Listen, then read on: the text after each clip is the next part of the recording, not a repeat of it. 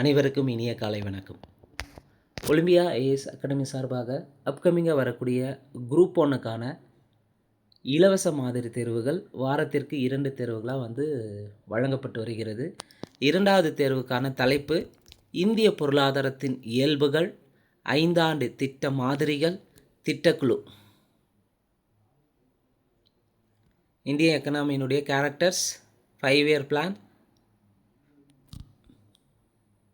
Planning commission. So இதுதான் இந்த 3 topic. First நமக்கு யூனிட் 5ல் நமக்கு இருக்கக்கூடிய முதல் 3 டாபிக் இது தான். இதிலேருந்து நிச்சயமாக கேள்விகள் கேட்கலாம்.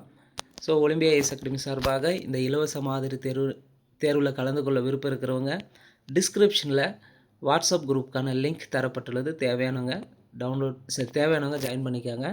ஸோ நம்ம ஒவ்வொரு டெஸ்ட்டுக்கான நோட்ஸையும் நம்ம வீடியோவை பார்க்க போகிறோங்க. அதே போல் ஒவ்வொரு டெஸ்ட்டுக்கான கொஸ்டினுக்கான எக்ஸ்ப்ளனேஷனும் நம்ம பார்க்க இருக்கிறோங்க. அதனால் வீடியோஸை முழுமையாக பாருங்கள். நிச்சயமாக இந்த மாதம் நோட்டிஃபிகேஷன் வரப்போகுது. ஸோ குரூப் 1 நம்முடைய இலக்காக இருக்கணும். ஸோ எண்ணங்களை உயர்வாக வைங்க. எண்ணங்கள் உயர்வாக இருந்தால் செயல்கள் உயர்வாக இருக்கும். செயல்கள் உயர்வாக இருக்கும்போது உங்களுடைய ரிசல்ட்டும் உயர்வாக வரும். நம்முடைய ஒரே இலக்கு, ஒற்றை இலக்கு, டிஎன்பிசி மூலமாக வேலைக்கு செல்ல வேண்டும். அதுதான். ஸோ அதை நோக்கி தொடர்ந்து பயணிங்க. டிசிப்ளினாக தொடர்ந்து உங்கள் வேலையை செய்யுங்க. கன்சிஸ்டன்ட் தான் இது. It's very important. So consistent தான் சக்ஸஸ் டு ஏ கீன்னு சொல்லலாம். தொடர் பயிற்சி, தொடர் விடாமுயற்சி தான் உங்களை அடுத்துக்கடுத்து கொண்டு செல்லும். அதற்கு ஒலிம்பியா ஐஏஎஸ் அகாடமி சார்பாக எப்போவுமே உங்களுக்கு துணையாக இருப்பேங்க. இந்த இலவச மாதிரி தேர்வை சரியாக பயன்படுத்திக்கங்க. இந்திய பொருளாதாரத்தின் இயல்புகள். ஸோ இந்திய பொருளாதாரத்தினுடைய இயல்புகள்ன்ற தலைப்பு முதல் தலைப்பாக நமக்கு எக்கனாமிக்கில் இருக்குது. ஸோ அதில் இந்திய பொருளாதாரம், குறிப்பாக பொருளாதாரம்னா என்ன, அதனுடைய கேரக்டர்ஸ் எல்லாத்தையும் பார்க்கலாம். இந்திய பொருளாதாரத்தில் என்ன விதமான சூழல் நிலவுகிறது அப்படின்றதையும் பார்ப்போம். ஸோ பொருளாதாரம், எக்கனாமிக்ஸ்னாவே இது ஒரு கிரேக்க சொல். இது ஓக்கியோஸ் என்ற சொல்லிலிருந்து வந்ததுன்னு சொல்லலாம். ஓக்கியோஸ் என்பதன் பொருள் வீட்டு நிர்வாகத்தை குறிக்கக்கூடியது, ஹவுஸ் மேனேஜ்மெண்ட்டு. ஸோ இந்த பொருளாதாரத்தை பொறுத்தவரை சமூக அறிவியலின் ஒரு கிளைன்னு சொல்லுவாங்க. பொருளியல் என்பது சமூக அறிவியலின் ஒரு கிளைன்னு சொல்லலாம். பொருளாதாரம் மனிதனுடைய தேவைகள், விருப்பங்கள் மற்றும் அவற்றை நிறைவேற்றும் முறைகளை பற்றி ஆய்வு செய்யும் அறிவியலே பொருளியல்னு சொல்லுவாங்க.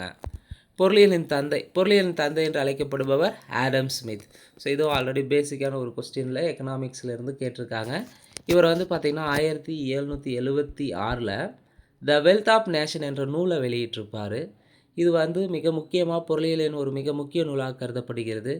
இந்த வெல்த் ஆஃப் நேஷன்ஸ் என்ற நூலில் லேசிஸ் ஃபேர் பாலிசி, அரசின் குறைந்த தலையீட்டுடன் கூடிய சுதந்திர வணிக கொள்கையை பற்றி சொல்லியிருப்பார். ஸோ பொருளியலின் தந்தை யார்? Adam Smith. இவர் இந்த 1776 த வெல்த் ஆஃப் நேஷன்ஸ் என்ற நூலை வெளியிட்டிருப்பார். அந்த நூலில் லேசிஸ் ஃபேர் பாலிசி, அதாவது அரசினுடைய குறைந்த தலையீட்டுடன் கூடிய சுதந்திர வணிக கொள்கையை பற்றி சொல்லியிருப்பார். இந்திய பொருளாதாரத்தின் தன்மைகள். இந்திய பொருளாதாரத்துடைய கேரக்டர்ஸை பொறுத்தவரையும் இந்தியா என்பது ஒரு வளர்ந்து வரும் நாடு, குறை வளர்ச்சி அடைந்த நாடு, பின்தங்கிய நாடு, குறைந்த வருமானம் ஈட்டு நாடு என வகைப்படுத்தப்படுகிறது. வளர்ச்சி குன்றிய நாடுனா என்ன? ஒரு வளர்ச்சி குன்றினா பொதுவாக தலா வருமானம், பர் கேபிட்டா இன்கம் குறைவாக இருந்து மக்களுடைய வாழ்க்கை தரம் குறைவாக இருப்பது தான் வளர்ச்சி குன்றிய நாடுன்னு சொல்லலாம். பின்தங்கிய நாடுகளுடைய சிறப்பியல்புகள். ஸோ பின்தங்கிய நாடுகளுக்கான என்னென்ன சிறப்பியல்புனா, 1 குறைந்த தலா வருமானம் இருக்கும். குறைந்த தலா வருமானம் மக்களுடைய சராசரி வருமானம் குறைவாக இருக்கும். அடுத்து குறைந்த வாழ்க்கை தரம். குறைந்த வாழ்க்கை தரம்னா எஜுகேஷன், அடுத்து சுகாதாரம், ஊட்டச்சத்து போன்ற வசதிகள் போதுமானதாக இருக்காது. அதிக வறுமை இருக்கும். ஏழ்மை விகிதம் அதிகமாக காணப்படும். அதிக மக்கள் தொகை வளர்ச்சி காணப்படும். மக்கள் தொகை வேகமாக வளர்ந்து கொண்டே இருக்கும். வேலைவாய்ப்பின்மை, வேலை இல்லாதோர் மற்றும் மறைமுக வேலைவாய்ப்பின்மை அதிகமாக காணப்படும். இதெல்லாமே பார்த்திங்கன்னா பின்தங்கிய நாடுகளுடைய சிறப்பியல்புகளாக இருக்குது. ஸோ தலா வருமானத்தின் அடிப்படையில் நாடுகளை வகைப்படுத்துகிறாங்க. வளர்ந்த நாடுகள், வளரும் மற்றும் ஏழை நாடுகள், அடுத்து நடுத்தர வருமான நாடுகள்னு சொல்லிட்டு வளர்ந்த நாடுகள் பட்டியலில் அமெரிக்கா, கனடா, ஐரோப்பா, ஆஸ்திரேலியா வருவாங்க. அதே வளரும் நாடுகள்னால் நம்ம இந்தியா இருக்கும். குறிப்பாக Asia, Africa, South East Europe, Latin America. நடுத்தர வருமான நாடுகள்னு எடுத்துக்கினா Argentina, South Africa, Israel, Soviet Union. இந்த வளர்ச்சி குன்றிய நாடுகளின் அடிப்படை பண்புகளை பார்க்கலாம். இந்த வளர்ச்சி குன்றிய நாடுகளின் அடிப்படை பண்பை பொறுத்தவரையும் மேயர் மற்றும் பால்டுவின் கருத்துப்படி சொல்லியிருக்காங்க. என்னென்ன பண்புகள் இருக்குது வளர்ச்சி குன்றிய நாடுகளில்? முதன்மை துறை உற்பத்தி குறைவாக இருக்கும். அடுத்து மக்கள் தொகை அழுத்தம் மற்றும் அடர்த்தி, இயற்கை வளங்களை சரியாக பயன்படுத்தாமை, பொருளாதாரத்தில் பின்தங்கிய மக்கள் தொகை, மூலதன திரட்சி குறைவாக இருக்கும், அயல்நாட்டு வாணிபத்தை சார்ந்த நிலை. வளர்ச்சி குன்றிய நாடுகளில் காணப்படக்கூடிய ஒரு பேசிக்கான 6 அடிப்படை பண்புகள் தான். முதன்மை திற உற்பத்தியை பொறுத்தவரையும் பொதுவாக வளர்ச்சி குன்றிய நாடுகள் வேளாண்மை மற்றும் கச்சா பொருளை மட்டும்தான் சார்ந்திருக்காங்க. அவர்களுடைய பெரும்பான்மையான முக்கியமான தொழில் வேளாண்மை மட்டுமே அடிப்படையாக கொண்டுள்ளது. சில நாடுகள் தாது பொருட்களாக, குறிப்பாக டின்னு, செம்பு, அலுமினியம், பெட்ரோலிய உற்பத்தியை சார்ந்திருக்காங்க. மற்ற தொழில்களை சார்ந்து இருப்பதில்லை. வேளாண்மை உற்பத்தி திறன் குறைவாக இருக்கிறதுனால கிராமப்புற வருமானமும் குறைவாக தான் இருக்கும். அடுத்து மக்கள் தொகை அழுத்தம் அல்லது அடர்த்தி. ஏழை நாடை பொறுத்தவரையும் மக்கள் தொகை எப்படி இருக்குன்னா குறைவாக இருக்குமானா குறைவாக இருக்காது. ஏன்னா எஜுகேஷன் லெவல் குறைவாக இருக்கும், வருமானம் குறைவாக இருக்கும். அப்போ அவங்க அடுத்த கட்டத்தை பற்றி யோசிக்க மாட்டாங்க. அங்கே ஏழை நாடுகளில் மக்கள் தொகையுடைய எண்ணிக்கை அதிகமாக தான் காணப்படும். அதே போல் வேலைவாய்ப்பு குறைவாக இருக்கிறதுனால வேலை இல்லாதவர்களுடைய எண்ணிக்கை அதிகரிக்கும். தேவைக்கு அதிகமான தொழிலாளர்கள் பணியில் ஈடுபடுறதுனால மறைமுக வேலைவாய்ப்பின்மை ஏற்படுகிறது. அன்எம்ப்ளாய்மெண்ட். ஃபார் எக்ஸாம்பிள் ஒரு நெல் அறுக்க போகிறாங்கன்னு வச்சுக்கோங்களேன். ஒரு 10 பேர் அறுக்க வேண்டிய நெல்லை வேலையே இல்லைன்னு ஒரு 20 பேர் போவாங்க. அப்போ என்ன ஆகும்? அந்த இடத்துல ஒரு மறைமுக வேலையின்மை ஏற்படுகிறது. தேவைக்கு அதிகமான தொழிலாளர்கள் பணியில் ஈடுபடுவதனால மறைமுக வேலைவாய்ப்பின்மை ஏற்படுகிறது. அதிக பிறப்பு விகிதம் இருக்கும், குறைந்த இறப்பு விகிதம் மக்கள் தொகை அழுத்தத்தை மேலும் அதிகரிக்கும். இது மக்கள் தொகை அழுத்தம். அடுத்து இயற்கை வளங்களை சரியாக பயன்படுத்த மாட்டாங்க வளர்ச்சி குன்றிய நாடுகளில். இயற்கை வளங்கள் போதிய அளவில் பயன்படுத்துறது கிடையாது. தொழில்நுட்ப அறிவு, டெக்னாலஜி யூஸ் பண்ணுறது கிடையாது. அதே போல் முதலீட்டு பற்றாக்குறை காரணமாக வளங்கள் வீணாகின்றன. சில வளங்கள் தவறாக அல்லது குறைவாக தான் பயன்படுத்துகிறாங்க. அடுத்து பொருளாதாரத்தில் பின்தங்கிய மக்கள் தொகை. ஸோ இங்கே வளர்ச்சி குன்றிய நாடுகளை பொறுத்தவரையும் மக்களுடைய வாழ்க்கை திறன் எப்படி இருக்கும்? குறைவாக தான் இருக்கும். உழைப்பு திறன் குறைவாக இருக்கும். தொழில் முனைவோருடைய எண்ணிக்கை குறைவாக இருக்கும். பொருளாதார அறிவு மற்றும் கல்வி அறிவு குறைவாக தான் காணப்படும். மக்களுடைய பாரம்பரிய பழக்க வழக்கங்களையே அதிகம் பின்பற்றுவாங்க. புதிய தொழில்நுட்பங்களை ஏற்கும் மனப்பான்மை குறைவாக தான் காணப்படும். அடுத்து மூலதன திரட்சி குறைவு, கேபிட்டல் டெபிசியன்சின்னு சொல்லலாம். ஸோ இங்கே பொதுவாக வளர்ச்சி குன்றிய நாடுகளை பொறுத்தவரையும் ஏழை நாடுகளில் உற்பத்தி திறன் குறைவாக தான் இருக்கும். இதன் விளைவாக உற்பத்தி குறைவாக இருந்தால் வருமானமும் குறைவாக தான் இருக்கும். குறைந்த வருமானம் காரணமாக சேமிப்பு குறையும். சேமிப்பு குறையிறதுனால முதலீடோ மூலதனத்தை உருவாக்குறது அதிகமாகாது. இதனால் மீண்டும் உற்பத்தி குறைந்து வறுமை தான் ஏற்படும். ஸோ வறுமையினுடைய தீய சுழற்சி பார்க்கலாம். வைசியஸ் சர்க்கிள் ஆஃப் பவர்ட்டி. வறுமையினுடைய தீய சுழற்சியை பொறுத்தவரையும் குறைந்த உற்பத்தி திறன், அதனால் குறைந்த வருமானம் தான் வருது. குறைந்த வருமானத்தினால குறைந்த சேமிப்பு தான் வருது. குறைந்த சேமிப்புனால குறைந்த மூலதன ஆக்கம் தான் வருது. குறைந்த மூலதன ஆக்கத்தினால குறைந்த உற்பத்தி திறன். அப்படியே சர்க்கிளாக வந்துகிட்டே இருக்கும் வறுமைன்றது. ஸோ ஒரு ஸ்டேஜ்லேருந்து ஒரு ஸ்டேஜ் என்ன ஆகுனா திரும்ப மீண்டும் வந்துகிட்டே இருக்கும். இது வளர்ச்சி குன்றிய நாடுகளில் இருக்கக்கூடிய மிகப்பெரிய ஒரு பிரச்சனையாக இருக்குது. வறுமையின் தீய சுழற்சின்னு சொல்லலாம். அடுத்து அயல்நாட்டு வாணிபத்தை சார்ந்த நிலை, ஃபாரின் ட்ரேட் ஓரியன்டேஷன். சில ஏழை நாடுகளை பொறுத்தவரை வெளிநாட்டு வாணிபத்தை அதிகமாக சார்ந்திருப்பாங்க. ஏற்றுமதி செய்யும் பொருட்களின் விலை குறைந்தால் நாட்டினுடைய வருமானம் பாதிக்கப்படும். இறக்குமதி செய்யும் நாடுகளில் பொருளாதார நெருக்கடி ஏற்பட்டால் ஏற்றுமதி செய்யும் ஏழை நாடுகளும் பாதிக்கப்படும். ஸோ நம்ம இந்தியாவை பொறுத்தவரை மேக்ஸிமம் அதிகமான இறக்குமதி செய்கிறதுனால என்ன ஏற்படும்? விலை அதிகரிக்கும். ஃபார் எக்ஸாம்பிள் பெஸ்ட் எக்ஸாம்பிளாக சொல்லலாம்னா இப்போ இருக்கிற பொருளாதார சூழலில் பெட்ரோல் அண்டு கேஸ், அதை நம்ம எக்ஸாம்பிளாக எடுத்துக்கலாம். அடுத்து இந்தியா ஒரு வளர்ச்சி குன்றிய நாடுன்றதுக்கான சில பண்புகளும் காணப்படுகிறது. குறிப்பாக இந்தியாவுடைய பண்புகளை பொறுத்தவரையும் குறைந்த தலா வருமானம் காணப்படும். வருமான பகிர்வில் ஏற்றத்தாழ்வு காணப்படுகிறது. இந்தியாவை பொறுத்தவரை மக்கள் தொகையில் முதலிடத்தில் இருக்காங்க. மக்கள் பெரும்பான்மையாக அதிகமாக அக்ரிகல்ச்சரை தான் சார்ந்திருக்காங்க. ஈக்குவலாக இருக்கிறதுல ஒரே ஸ்டேஜான பொருளாதாரம் இருக்கானா கிடையாது. எக்கனாமிக் குரோத்தை பொறுத்தவரை சீரற்ற நிலையில் இருக்குது. மூலதன திரட்சி குறைவாக இருக்குது. இன்வெஸ்ட்மெண்ட் ரொம்ப குறைவாக இருக்குது. அதே போல் குறைபாடுகளை கொண்ட சந்தமைப்பு காணப்படுகிறது. போக்குவரத்து மற்றும் தகவல் தொடர்பு வசதிகளின் பற்றாக்குறை, பழமையான சமூக பழக்க வழக்கங்கள், குறைவான தொழில்துறை மயமாக்கல், இதெல்லாம் இந்தியாவுக்கான குறைந்த வளர்ச்சி குன்றிய நாடுகளுக்கான சில முக்கிய பண்புகளாக இந்தியாவில் காணப்படுகிறது. அடுத்து ரோஸ்டோ என்ன சொல்கிறாருன்னா ஒரு 5 கட்ட வளர்ச்சி நிலைகளை முன்மொழிஞ்சிருப்பார். டபிள்யூ ரோஸ்டோ என்பவர் ஒரு அமெரிக்க பொருளியல் மற்றும் வரலாற்றறிஞர் சொல்லலாம். ஒரு நாடு பொருளாதார வளர்ச்சி அடைவதற்கு இந்த 5 கட்டங்களை கடக்க வேண்டும்னு சொல்லியிருப்பார். எந்த ஒரு நாடும் ஒரு பொருளாதார வளர்ச்சி அடையணும்னா அதுக்கு 5 கட்டங்களை கடக்கணும் அப்படின்னு சொல்லிட்டு ரோஸ்டோ சொல்லியிருப்பார். 1, பாரம்பரிய சமூகம், ட்ரெடிஷ்னல் சொசைட்டிலேருந்து சேஞ்சஸ் ஆகணும். குறிப்பாக வேளாண்மை முக்கிய தொழிலாக இருக்கும். அறிவியல் மற்றும் தொழில்நுட்ப வளர்ச்சி குறைவாக இருக்கும், உற்பத்தி திறன் குறைவாக இருக்கும். இந்த ஸ்டேஜ் எல்லாம் கடக்கணும் அப்படின்னு சொல்கிறாரு. ரெண்டாவது, வளர்ச்சிக்கான முன் நிபந்தனைகள். ஸோ வளர்ச்சிக்கான முன் நிபந்தனைகளாக இருக்கக்கூடியது கல்வி, போக்குவரத்து, தகவல் தொடர்பு வளர்ச்சி பெறணும், முதலீடுகளை இன்க்ரீஸ் பண்ணணும், தொழில்மயமாக்கலுக்கான அடித்தளத்தை பேஸை வந்து உருவாக்கணும். அடுத்து வளர்ச்சி பாய்ச்சல் நிலை. வளர்ச்சி பாய்ச்சல்னா தொழில்துறை வேகமாக வளர்ச்சி அடையணும், முதலீடு மற்றும் உற்பத்தி அதிகரிக்கணும், பொருளாதார வளர்ச்சி துரிதமாகும்.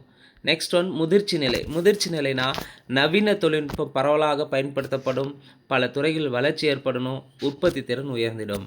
அதிக நுகர்வு நிலை. அதிக நுகர்வு நிலை வேணும்னா மக்களுடைய வருமானம் இன்க்ரீஸ் ஆகும், உயர்ந்த வாழ்க்கை தரம் காணப்படும், நுகர்வுப் பொருட்களினுடைய பயன்பாடு அதிகரிக்கும். இதுதான் இந்திய பொருளாதாரத்துடைய இயல்புகள். அடுத்து வந்து பொருளாதாரம் வந்து ஒவ்வொரு நாளும் வந்து இந்த ஒரு 5 கட்டங்களை கடக்கணும்னு சொல்லிட்டு ரோஸ்டோவ் சொல்லியிருப்பார். அடுத்து வந்து இரண்டாவது தலைப்பு வந்து திட்டக்குழு. ஸோ நமக்கு பிளானிங் கமிஷன் வெரி வெரி இம்பார்ட்டன்ட்ங்க. எக்ஸாம் பாயிண்ட் ஆஃபில் நிச்சயமாக ரிப்பீட்டடாக கேட்குறாங்க. திட்டக்குழுக்கு மாற்றாக தான் தற்போது வந்து நிதி ஆயோக் செயல்படுத்துகிறாங்க. ஸோ இந்திய திட்ட கமிஷனை பொறுத்தவரையும் 1950 மார்ச் 15 ஸ்டார்ட் பண்ணியிருப்பாங்க. ஸோ இது மெயினாக வந்து இந்தியாவுடைய 5ஆண்டு திட்டங்களை வகுத்தது. 2014 ஆகஸ்ட் 17 திட்டக்குழு கலைக்கிறாங்க. திட்டக்குழு கலைக்கப்பட்ட நாள் எப்போன்னு ஆல்ரெடி டிஎன்பிசியில் ப்ரீவியஸ் கொஸ்டினில் கேட்டிருக்காங்க. ஸோ திட்டக்குழு உருவாக்கப்பட்டது 1950 மார்ச் 15. திட்டக்குழு கலைக்கப்பட்டது 2014 ஆகஸ்ட் 17. ஸோ இந்த 2014 ஆகஸ்ட் 17 திட்டக்குழு ஆட்சி மாற்றம் ஏற்படுது, பிஜேபி வராங்க. அதுக்கடுத்து என்ன பண்ணுறாங்கன்னா திட்டக்குழுக்கு பதிலாக நித்தி ஆயோக், NITI, நிதினா National Institute of Transforming India. நம்ம அடுத்த தலைப்பில் பார்க்கலாம் நிதி ஆயோக்கை பற்றி.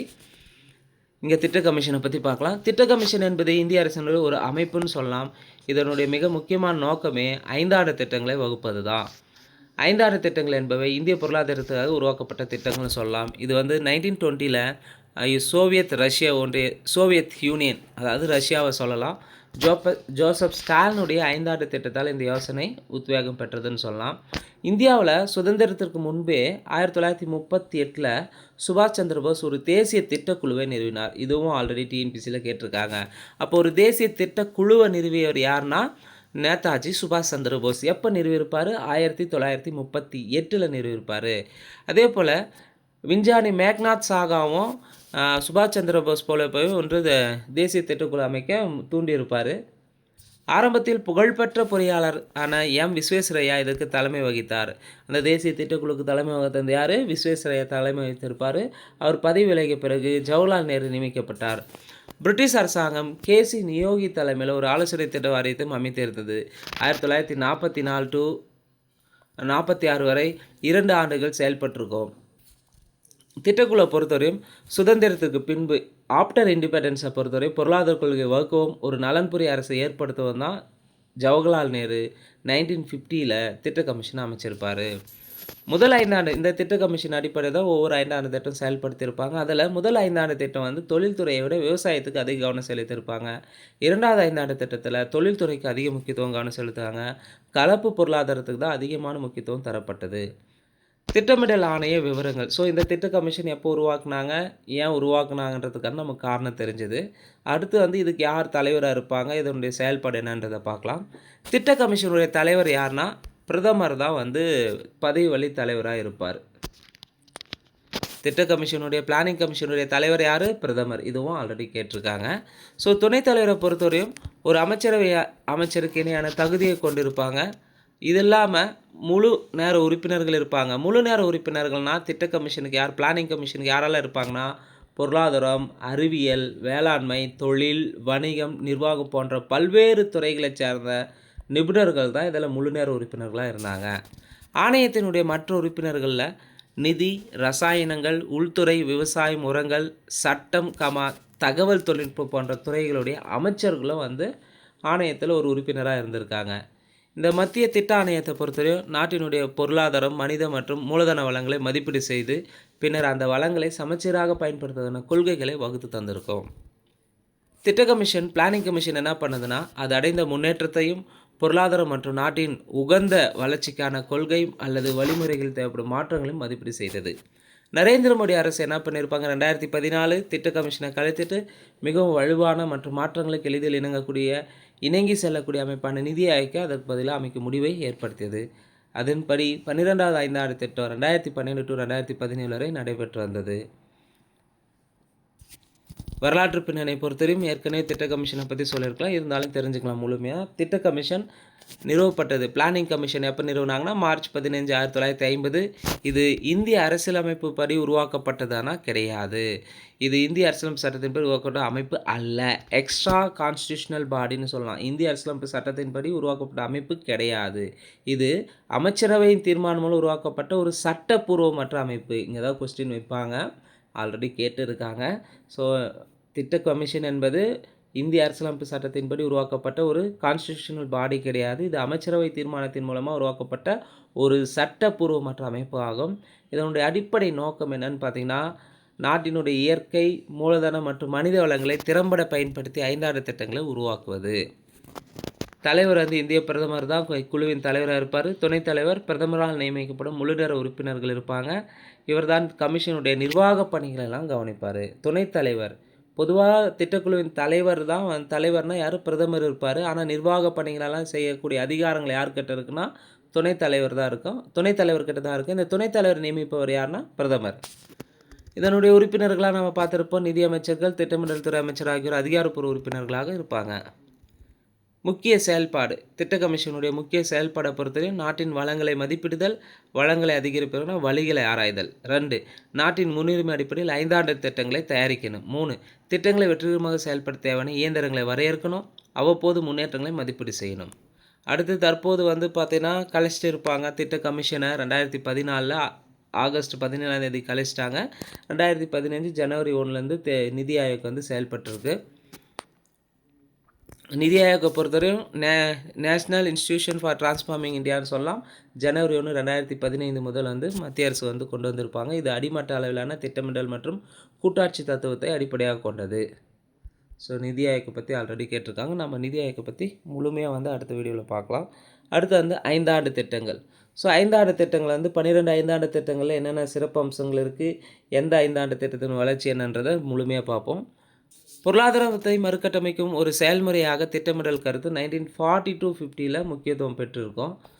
44 தொழிலதிபர்கள் 1944 தொழிலதிபர்கள் ஒன்றிணைந்து இந்தியாவில் ஒரு திட்டமிட்ட பொருளாதாரத்தை அமைப்பதற்கான ஒரு கூட்டு திட்டத்தை வரைஞ்சிருப்பாங்க. அதுதான் பம்பாய் திட்டம்னு சொல்லலாம். சுதந்திரத்திற்கு பிறகு நாட்டினுடைய வளர்ச்சிக்கு திட்டமிடுவது ஒரு முக்கிய தேர்வாக கருதப்பட்டது. சோவியத் ஒன்றியத்தில் 5 திட்டத்தை 1928 ஆண்டில் நடைமுறைப்படுத்திய முதல் நபர் ஜோசப் ஸ்டாலின். ஸோ ரஷ்யாவில் 5 திட்டம் செயல்படுத்தப்பட்டது 1928. யாருன்னா அப்போதைய ரஷ்ய அதிபராக இருந்தவர் யாருன்னா ஜோசப் ஸ்டாலின் தான்.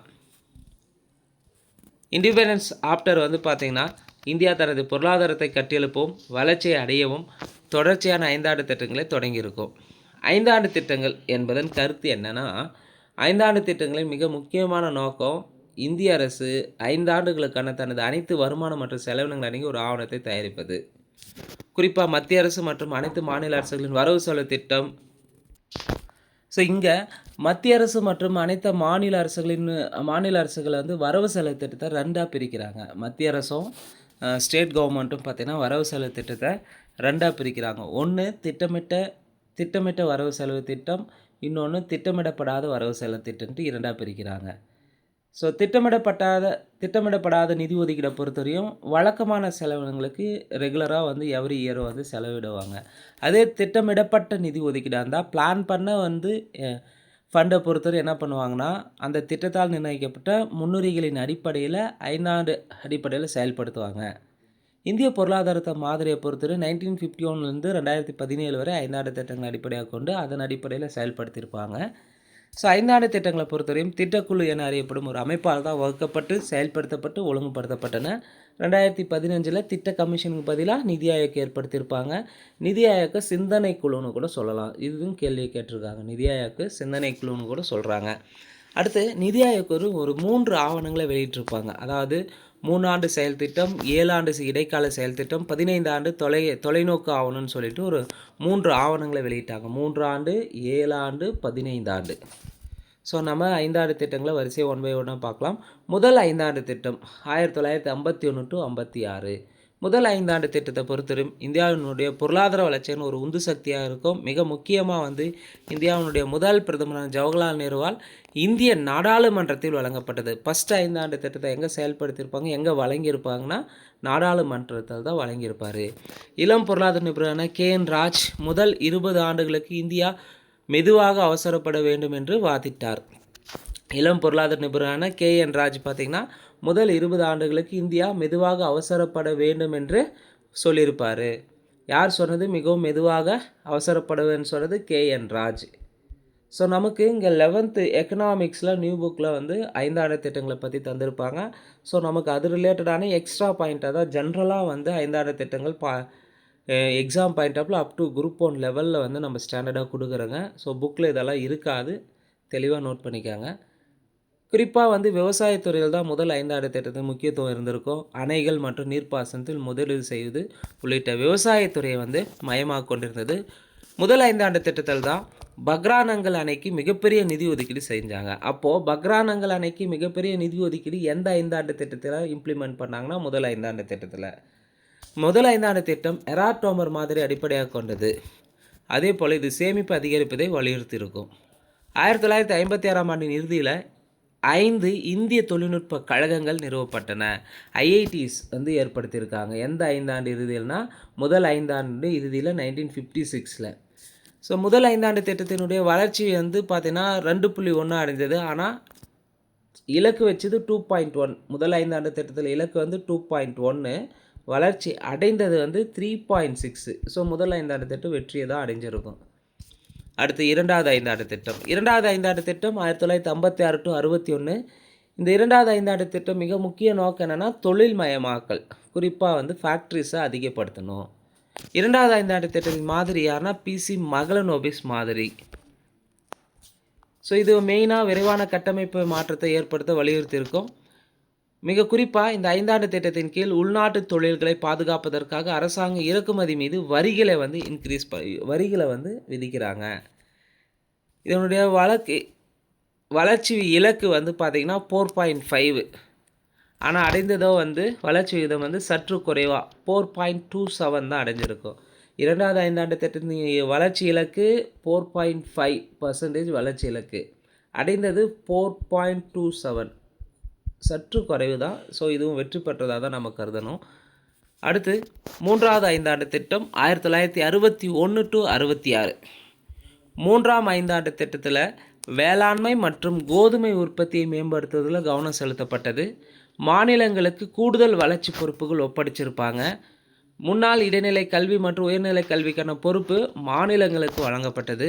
அடிமட்ட அளவில் ஜனநாயகத்தை கொண்டு வருவதற்காக பஞ்சாயத்து தேர்தல்களை அறிமுகப்படுத்தினாங்க. ஸோ பஞ்சாயத்து தேர்தல்கள் எந்த 5 ஆண்டு திட்டத்தின் கீழ் அறிமுகப்படுத்தினாங்கன்னா 3வது 5 ஆண்டு திட்டம் 1961 to 66. 3வது 5 ஆண்டு திட்டத்தினுடைய இலக்கு வளர்ச்சி விகிதம் 5.6. 3ஆம் 5 ஆண்டு திட்டத்தின் வளர்ச்சி விகிதம் 5.6. ஆனால் உண்மையான வளர்ச்சி அடைந்தது எவ்வளோனா 2.4% தான். ஸோ 3வது 5 ஆண்டு திட்டம் தோல்வியில் முடிஞ்சிருக்கும். 3வது திட்டத்தின் படுதோல்வியை சுட்டி காட்டியிருக்கும். மேலும் அரசாங்கம் என்ன பண்ணாங்கன்னா திட்ட விடுமுறையை அறிவிச்சிருப்பாங்க. 1966 to 67, 67 to 68, 68 to 69. 3வது 5 ஆண்டு திட்டத்தின் தோல்விக்கு காரணமாக இருந்தது இந்திய போரும் இந்திய பாகிஸ்தான் போரும் இந்த திட்ட விடுமுறைக்கான முதன்மை காரணங்களாக இருந்தது. தோல்விக்கான காரணம் வந்து சீனாவுக்கும் இந்தியாவுக்கும் இடையே போர் ஏற்பட்டது. திட்ட விடுமுறைக்கான காரணம் இந்தியா பாகிஸ்தான் போர் வந்து திட்ட விடுமுறைக்கான காரணமாக இருந்தது. 3வது 5 ஆண்டு தோற்றதுக்கு காரணம் இந்தியா சீனா போர்.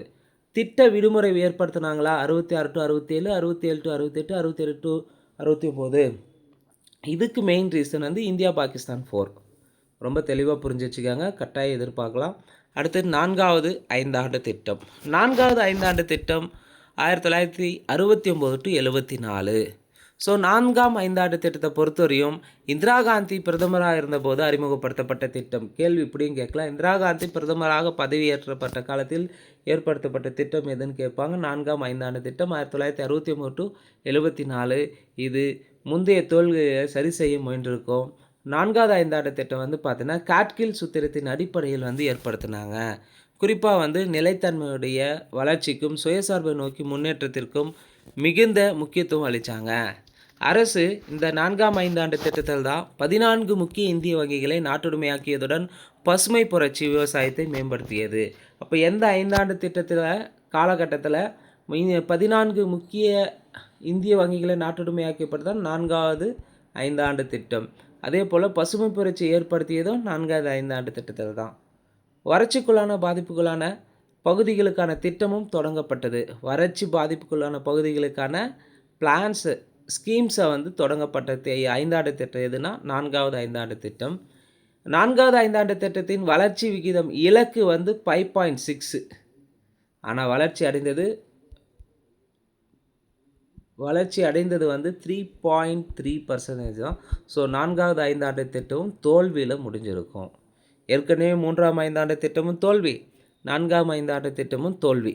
அடுத்து 5ஆம் ஐந்தாண்டு திட்டம். 5ஆம் ஐந்தாண்டு திட்டம் 1974 to 78.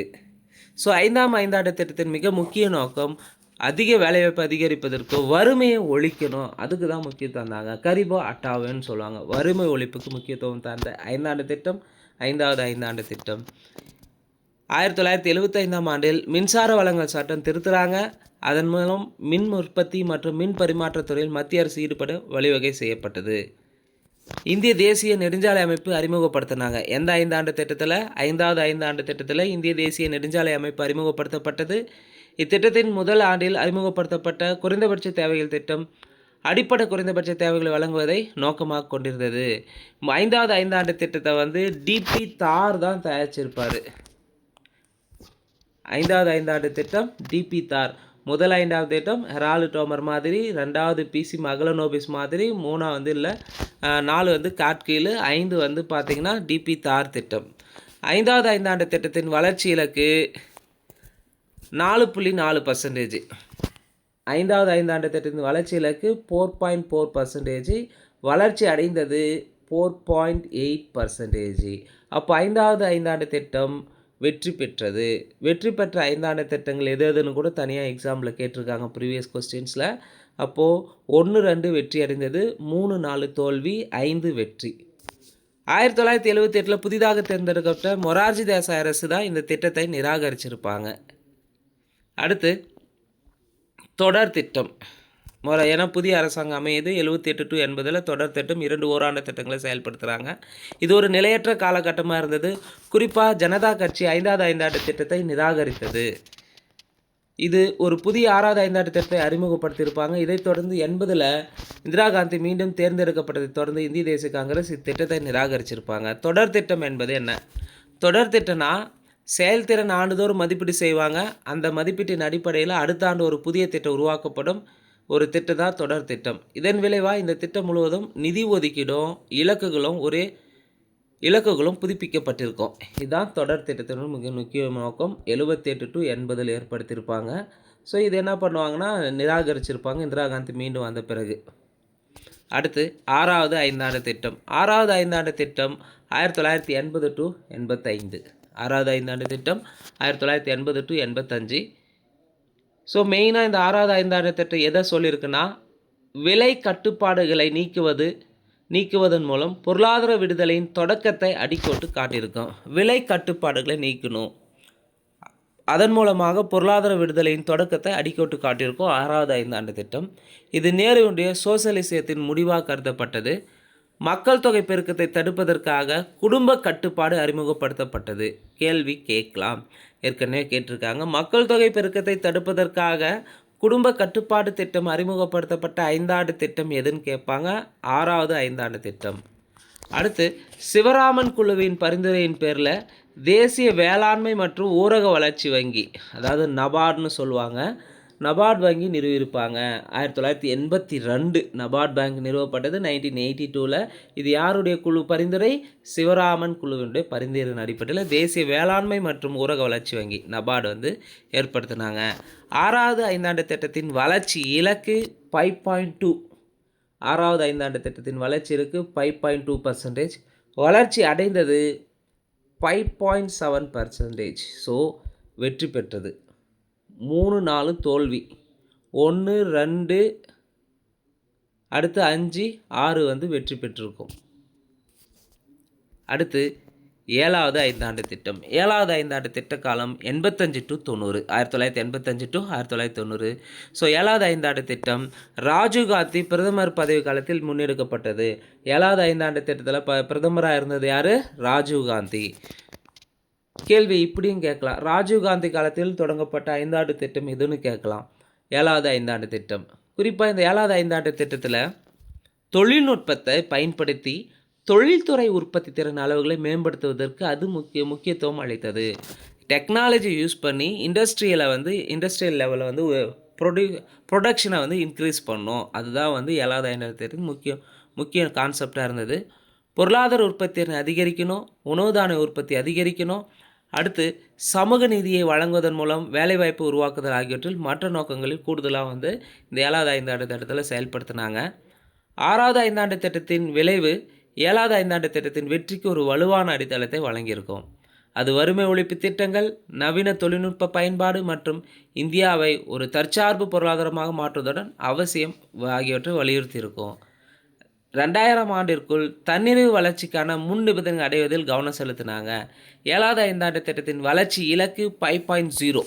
7வது ஐந்தாண்டு திட்டத்தின் வளர்ச்சி இலக்கு 5.0. ஆனால் உண்மையான வளர்ச்சி விகிதம் 6.1 இன்க்ரீஸ் ஆகிருக்கும். ஸோ 7வது ஐந்தாண்டு திட்டமும் வெற்றி பெற்றது. அடுத்து ஆண்டு திட்டங்கள். ஸோ இந்த 90லேருந்து 92 வரை 2 ஓராண்டு திட்டங்களை அறிமுகப்படுத்தியிருப்பாங்க. இதுக்கான முக்கிய காரணம் பொருளாதார ஸ்திரத்தன்மை தான். பொருளாதார சீராக இல்லாதனால தான் 90லேருந்து 92 ஏற்படுத்தியிருப்பாங்க. குறிப்பாக வந்து இந்தியா வந்து இந்த காலகட்டத்தில் அந்நிய செலவின கையிருப்பு நெருக்கடியை எதிர்கொண்டது. பிவி நரசிம்மராவ் தலைமையில் பொருளாதார பிரச்சனை சமாளிப்பதற்காக தான் எல்பிஜி அறிமுகப்படுத்தியிருப்பாங்க. அடுத்து 8வது ஐந்தாண்டு திட்டம் 92 to 97. 8வது ஐந்தாண்டு திட்டம் மெயின் கான்செப்ட் என்னென்னா தொழில்துறையில் நவீனமயமாக்கலை ஊக்குவித்தது. இந்தியா 1995ஆம் ஆண்டு ஜனவரி 1ஆம் தேதி உலக வர்த்தக அமைப்பில் உறுப்பினராக இருக்கும். ஸோ இந்தியா எந்த ஐந்தாண்டு திட்ட காலத்தில் உலக வர்த்தக அமைப்பில் WTOவில் உறுப்பினராக ஆனதுன்னு கேள்வி கேட்கலாம்.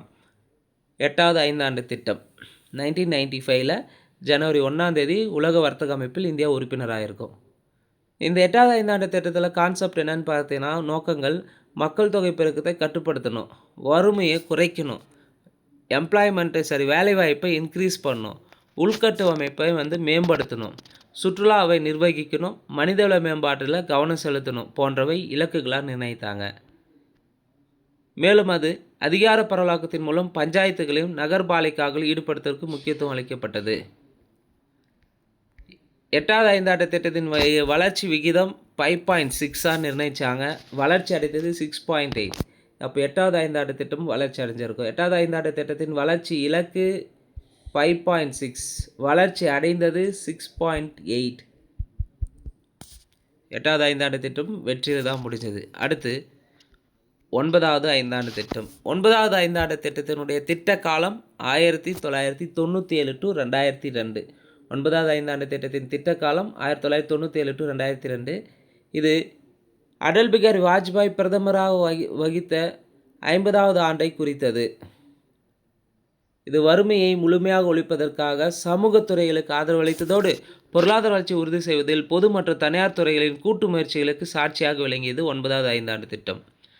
9வது ஐந்தாண்டு திட்டத்தில் விரைவான வளர்ச்சிக்கும் மக்களின் வாழ்க்கை தரத்திற்கு இடையிலான உறவை சமநிலைப்படுத்துவதை நோக்கமாக கொண்டிருந்தது.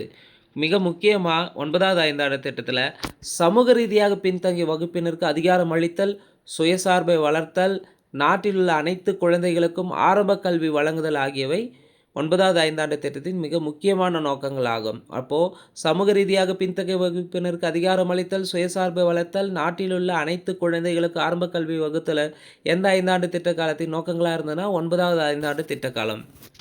தற்சார்பு அடைவதற்காக அதிக ஏற்றுமதி விகிதத்தை மேம்படுத்தணும், விரைவான வளர்ச்சிக்காக பற்றாக்குறையான வளங்களை திறமையாக பயன்படுத்தல் போன்ற உத்திகளில் இது அடங்கும். 9வது ஐந்தாண்டு திட்டத்தின் வளர்ச்சி விகிதம் 7.1, வளர்ச்சி அடைந்தது 6.8. ஓரளவுக்கு வெற்றி பெற்றதுன்னு சொல்லலாம். வளர்ச்சி விகிதம் 7.1, அடைந்தது 6.8%. 9வது ஐந்தாண்டு திட்டத்தினுடைய வளர்ச்சி அடைந்தது 6.8. அடுத்து 10வது ஐந்தாண்டு திட்டம். 10வது ஐந்தாண்டு திட்டத்தை பொறுத்தவரையும் திட்ட காலம் 2002 to 2007. இந்த 10வது ஐந்தாண்டு திட்டத்தின் முக்கிய அம்சங்கள் என்னன்னு பார்த்தீங்கன்னா, அனைவரையும் உள்ளடக்கிய வளர்ச்சியையும் சமத்துவமான மேம்பாட்டையும் ஊக்குவிப்பதை நோக்கமாக இருந்தது.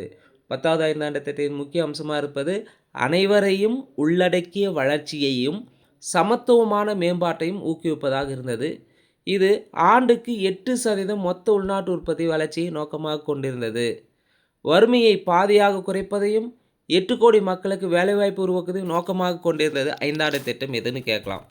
வறுமையை பாதியாக குறைப்பதையும் 8 கோடி மக்களுக்கு வேலைவாய்ப்பு உருவாக்குவதையும் நோக்கமாக கொண்டிருந்தது. மேலும் பிராந்திய ஏற்றத்தாழ்வுகளை குறைப்பதையும் நோக்கமாக கொண்டிருந்தது. 2007ஆம் ஆண்டுக்குள் கல்வி மற்றும் ஊதிய விகிதங்களில் உள்ள பாலின இடைவெளிகளை குறைப்பதையும் வலியுறுத்தியிருக்கோம். 10வது ஐந்தாண்டு திட்டத்தின் வளர்ச்சி இலக்கு 8.1 அடைந்தது 7.6. 10வது ஐந்தாண்டு திட்டத்தின் வளர்ச்சி இலக்கு 8.1 அடைந்தது 7.6. அடுத்து 11வது ஐந்தாண்டு திட்டம். 11வது ஐந்தாண்டு திட்டம் 2007 to 2012 காலகட்டத்தில் இம்ப்ளிமெண்ட் பண்ணாங்க. 11வது ஐந்தாண்டு திட்டத்தில் வந்து பார்த்திங்கன்னா, உயர்கல்வியிலோட மாணவர் சேர்க்கையை அதிகரிக்கணும். தொலைநிலை கல்வி, தகவல் தொழில்நுட்ப நிறுவனங்கள் மீது கவனம் செலுத்தியிருப்பாங்க. எடுத்துக்காட்டாக சொன்னால், கல்வி உரிமை சட்டம் 2009 அறிமுகப்படுத்தப்பட்டு 2010 நடைமுறைக்கு வந்திருக்கும். இது 6லேருந்து 14 வயது குழந்தைகளுக்கு கல்வியை இலவசமாக கட்டாயமாக்கியது. இங்கே கொஸ்டின் என்னென்னா, கல்வி ஆர்டிஐ வந்து எந்த ஐந்தாண்டு திட்ட காலத்தில் அறிமுகப்படுத்தப்பட்டதுன்னா 11வது ஐந்தாண்டு திட்ட காலத்தில் இம்ப்ளிமெண்ட் பண்ணியிருப்பாங்க. இதன் முக்கியமான கருப்பொருள், அதாவது 11வது ஐந்தாண்டு திட்டத்தின் முக்கிய கருப்பொருள் என்னன்னு பார்த்தீங்கன்னா, வேகமான மற்றும் அனைவரையும் உள்ளடக்கிய வளர்ச்சியாக இருந்தது. வேகமான மற்றும் அனைவரையும் உள்ளடக்கிய வளர்ச்சியாக இருந்தது. இது சுற்றுச்சூழல் நிலைத்தன்மை மற்றும் பாலின சமத்துவன்மையை குறைப்பதை நோக்கமாக கொண்டது. சி. ரங்கராஜன் 11வது ஐந்தாண்டு திட்டத்தை தயாரிச்சிருப்பார். 11வது ஐந்தாண்டு திட்டத்தை தயாரித்தவர் யார்? சி. ரங்கராஜன். ஆல்ரெடி டிஎன்பிசியில் கேட்டிருக்காங்க. 2009ஆம் ஆண்டுக்குள் அனைவருக்கும் சுத்தமான குடிநீர் வழங்குவதற்கு முக்கியத்துவம் அளிக்கப்பட்டது. 11வது ஐந்தாண்டு திட்டத்தின் வளர்ச்சி விகிதம் 9%, அடைந்தது 8%. ஓரளவுக்கு வெற்றின்னு கூட சொல்லலாம். அடுத்து கடைசியாக இருக்கிறது 12வது ஐந்தாண்டு திட்டம். ஸோ 12வது ஐந்தாண்டு திட்டத்தினுடைய மிக முக்கியமான மைய கருத்து என்னென்னா, வேகமான, அனைவரையும் உள்ளடக்கிய மற்றும் நிலையான வளர்ச்சியை அமைத்திருக்கணும். 12வது ஐந்தாண்டத்தின் மிக முக்கிய கருப்பொருள் வேகமான, அனைவரையும் உள்ளடக்கிய மற்றும் நிலையான வளர்ச்சி. 12வது ஐந்தாண்டு திட்டத்தினுடைய மிக முக்கிய அம்சங்களில் உள்கட்டமைப்பு திட்டங்களை வலுப்படுத்தணும். அனைத்து கிராமங்களுக்கும் மின்சார விநியோகம் செய்வதை நோக்கமாக கொண்டிருந்தது. பள்ளி சேர்க்கைகளில் உள்ள பாலின மற்றும் சமூக இடைவெளியை அகற்றுவதையும் உயர்கல்விக்கான அணுகலை மேம்படுத்துவதையும் நோக்கமாக கொண்டிருக்கும். மேலும் அது ஒவ்வொரு ஆண்டும் 10 லட்சம் ஹெக்டேர் பசுமை போர்வையை அதிகரிக்கவும் விவசாயம் அல்லாத துறையில் புதிய வாய்ப்புகளை உருவாக்கவும் நோக்கம் கொண்டிருந்தது 12வது ஐந்தாண்டு திட்டத்தில். 12வது ஐந்தாண்டு திட்டத்தின் வளர்ச்சி இலக்கு 9%. ஆனால் 12வது ஐந்தாண்டு முடிவடைவதற்கு முன்பே என்ன பண்ணிட்டாங்கன்னா, வளர்ச்சி இலக்காக 9 வச்சுருப்பாங்க. 2012 தேசிய அபிவிருத்தி குழு இந்த 12வது திட்டத்திற்கு 8% வளர்ச்சி விகிதத்திற்கு ஒப்புதல் தந்திருக்கும். ஆனால் ஃபிக்ஸ் பண்ணது 9. ஆனால் இல்லை வேணாம் அப்படின்னு சொல்லிட்டு 8% அந்த அமைப்பு எதுனா, தேசிய அபிவிருத்தி குழு தான் 12வது திட்டத்திற்கு 8% வளர்ச்சி விகிதத்தை ஒப்புதல் அளிச்சிருப்பாங்க. ஆனால் அந்த திட்டம் வெற்றி பெறதுக்கு முன்பே என்ன பண்ணியிருப்பாங்க, 2015 வந்து என்ன பண்ணிட்டாங்கன்னா, திட்டக்குழுக்கு மாற்றாக நிதி ஆயோக்கை ஏற்படுத்தியிருப்பாங்க. ஸோ நமக்கு எக்ஸாம் பாயிண்ட் ஆஃப் வியூவில் ஃபஸ்ட்டு எக்கனாமிக்கில் 3 சிலபஸ் 3 டாப்பிக்கை பார்த்துருப்பாங்க. இந்திய பொருளாதாரத்தின் இயல்புகள், அடுத்தது ஐந்தாண்டு திட்டங்கள், அடுத்து திட்டக்குழு. ஸோ இந்த வீடியோ வந்து உங்களுக்கு பயனுள்ளதாக இருந்திருக்கும். அப்கமிங்காக வரக்கூடிய குரூப் 1, குரூப் 2, 2A, குரூப் 4 எல்லா போட்டித் தேர்வுக்கும் இந்த 3 டாப்பிக்கும் வெரி வெரி மஸ்ட்டுங்க. நம்ம டாபிக் வைஸாக நோட்ஸையும் பார்க்க போகிறோம். அதே போல் டாபிக் வைஸாக ஃப்ரீயாக வந்து டெஸ்ட்டு எழுத போகிறேங்க. ஸோ இந்த வீடியோ உங்களுக்கு பயனுள்ளதாக இருந்துருச்சுன்னா மறக்காமல் கமெண்ட் செக்ஷனில் கமெண்ட் பண்ணுங்கள். அதே போல் TNPSC group 1, group 2, 2A and group 4 exam prepare பண்ணுற உங்கள் ஃப்ரெண்ட்ஸ்க்கு இந்த வீடியோவை ஷேர் பண்ணுங்கள்.